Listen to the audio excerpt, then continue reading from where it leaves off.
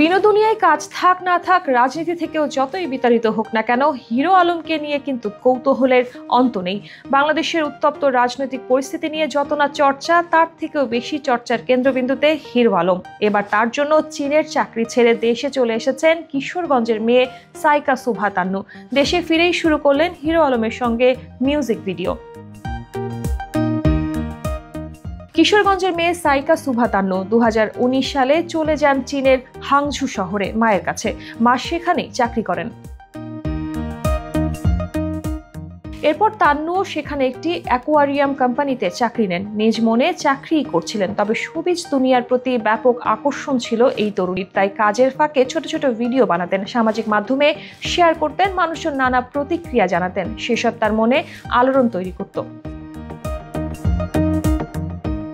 দেশের কন্টেন্ট ক্রিয়েটরদের খেয়াল করতেন তান্নু। ইচ্ছা ছিল দেশে ফিরে এসে মিডিয়ায় কাজ করবেন। এভাবেই পরিচয় হয় হিরো আলমের সঙ্গে। তাকে নিজের ইচ্ছের কথা বলেন। হিরো আলমের ইতিবাচক সাড়া পাওয়ায় চীন থেকে চলে আসেন ঢাকায়।